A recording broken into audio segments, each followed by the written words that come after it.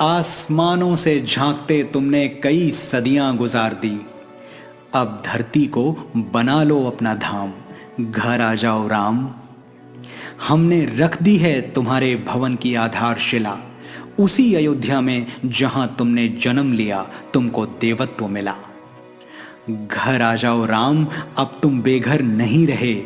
सरजू के तट फिर से तुम्हारे हुए, अवध के खेत खलिहान पोखर पनघट फिर से तुम्हारे हुए।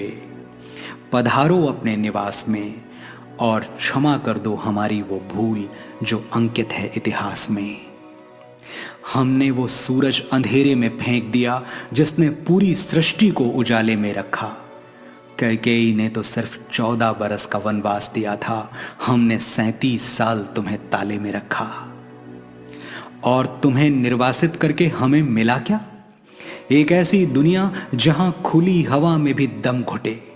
मानवता अहिल्या की तरह पत्थर हो चुकी है राम, तुम आके पैरों से छू दो तो शायद जी उठे।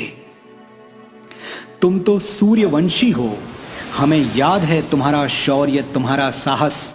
न्याय के हाथ में धनुष था एक और काटने के लिए अन्याय के सर थे 10। हे महानायक मर्यादा पुरुषोत्तम इक्ष्वाकु कुलभूषण, तुम्हारे बिना फीकी है अवध की शाम, घर आ जाओ राम। हम वचन देते हैं तन मन और प्राण से कि तुम्हारा घर बनाएंगे बड़े शौक और बड़ी शान से। दीवारें इतनी मजबूत कि भेदभाव का रावण भेद न पाए, दरवाजे इतने ऊंचे कि ऊंच नीच के दानों से लांघा न जाए। तुम्हारा शयन कक्ष वहां होगा जहां किसी बेबस की सिसकियां नींद में भी सुनाई दें, और तुम्हारी छत इतनी खुली होगी कि तीज का चंद्रमा और ईद का चांद दोनों दिखाई दें।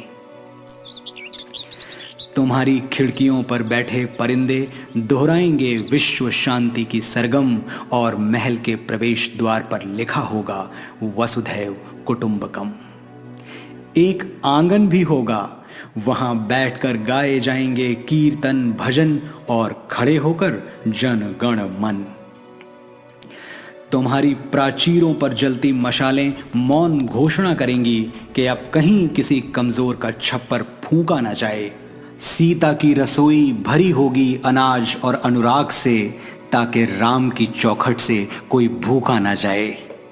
हमने रख दिया तुम्हारे भवन की नींव में पहला पत्थर, अब और न सताओ धनुर्धर।